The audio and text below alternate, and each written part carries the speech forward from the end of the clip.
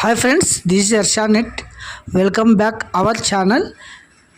SSC staff selection commission నుంచి మనకైతే మరో నోటిఫికేషన్ అయితే రిలీజ్ చేయడం జరిగింది.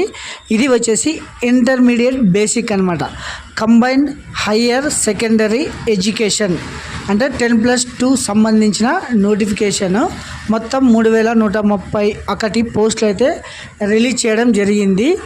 మనమైతే ఈ వీడియోలో ఈ నోటిఫికేషన్కి సంబంధించిన పే స్కేలు, తర్వాత ఏజు, ఎడ్యుకేషన్ క్వాలిఫికేషను, తర్వాత సిలబస్ ఏముంటుంది అనేది మనం ఈ వీడియోలో చూద్దామండి. ఒకసారి గమనించండి.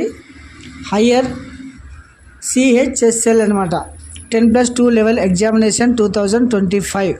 ఆన్లైన్ అప్లికేషన్ వచ్చేసి 23 అంటే 23/6 నుంచి స్టార్ట్ కావడం జరిగింది. లాస్ట్ డేట్ ఫర్ అప్లికేషన్ వచ్చేసి 18/7/25 లాస్ట్ డేట్ అనమాట. తర్వాత making online fees payment 1 day after అంటే 19/7 వరకు మీరైతే ఫీజు బ్యాలెన్స్ ఉంటే చేసుకోవచ్చు అనమాట. తర్వాత date of window for application form correction and online payment of correction charges అంటే మీ ఆన్లైన్లో అప్లికేషన్ ఏదైనా కరెక్షన్ అంటే ఏమైనా తప్పులు ఉంటే సరి చేసుకోవడానికి 23/7 నుంచి 24/7 ఈ 2 డేస్ అయితే మీరు మీ అప్లికేషన్ కరెక్షన్ చేసుకోవచ్చును.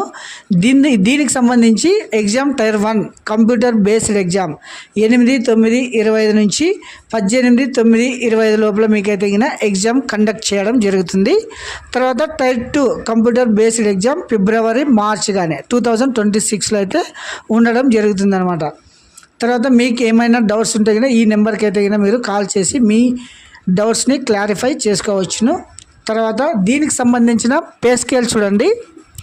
Lower divisional clerk LDC junior secretariat assistant JSA pay scale వచ్చేసి లెవెల్ 2 ఉంటుందన్నమాట. అంటే 19,900 నుంచి 63,200 వరకు ఉంటుందన్నమాట.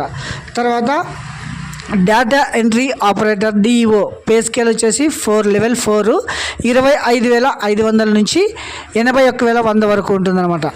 ఇది వచ్చేసి లెవెల్ 5. తర్వాత DEO data entry operator grade A pay level వచ్చేసి 4. దీని కూడా సేమ్ అంటే 25,500 నుంచి 81,100 వరకు ఉంటుందన్నమాట. తర్వాత వేకెన్సీస్ ఒకసారి చూద్దామండి. దెర్ ఆర్ అప్రాక్సిమేట్ 3131 అంటే 3,131 vacancies in this notification. Next వచ్చేసి మనకు వచ్చేసి ఎలా అప్లై చేసుకోవాలి, తర్వాత ఏజ్ ఒకసారి చూద్దామండి. దీనికి ఏజ్ వచ్చేసి 1/1/2026 1/1/2026కి సంబంధించి మీకు 18 సంవత్సరాలు నిండి ఉండాలి. తర్వాత 27 సంవత్సరాల వరకు అప్లై చేసుకోవచ్చును. ఇక్కడ చూడండి 14/7/1988 age limit for the post of 18 to 27 years candidate Born not before 2/1/1999 అనమాట. తర్వాత 1/1/2008 ఆర్ ఎలిజిబుల్ టు అప్లై అంటే 1/1/2008 వాళ్ళు కూడా అప్లై చేసుకోవచ్చును. దీనికి వచ్చేసి age relaxation as per government rules SC/ST వాళ్ళకి అయితే 5 సంవత్సరాలు అంటే 18 to 27 + 5 ఇయర్స్. తర్వాత OBC వారికి అయితే 3 ఇయర్స్, PWD అంటే ఫిజికలీ హ్యాండిక్యాప్డ్ అయితే 10 ఇయర్స్. ఇలా మీకు ఏజ్ రిలాక్సేషన్ కూడా ఉంటుందన్నమాట. తర్వాత ఫీజు ఎంత అనేది ఒకసారి చూద్దామండి. ఒకసారి చూడండి. Application fee payable for 100 rupees only అంటే 100 రూపాయలు చలానా ఉంటుంది. తర్వాత women candidates and candidates belong to scheduled caste అంటే SC/ST PWD ఫర్ ఉమెన్ వీరందరికీ ఆన్లైన్ ఎగ్జామ్ ఫీజు అయితే ఫ్రీ అనమాట. ఎగ్జెప్టెడ్ అంటే ఫ్రీ, ఎటువంటి అమౌంట్ పే చేయాల్సిన అవసరం లేదనమాట. సో ఇది వచ్చేసి అప్లికేషన్ కరెక్షన్. మీ అప్లికేషన్లో ఏమైనా తప్పులు ఉంటే 23, 24 ఈ 2 డేస్లో మీరు మీ అప్లికేషన్ కరెక్షన్ చేసుకోవచ్చును. తర్వాత ఎగ్జామ్ సెంటర్స్ వచ్చేసి చూడండి.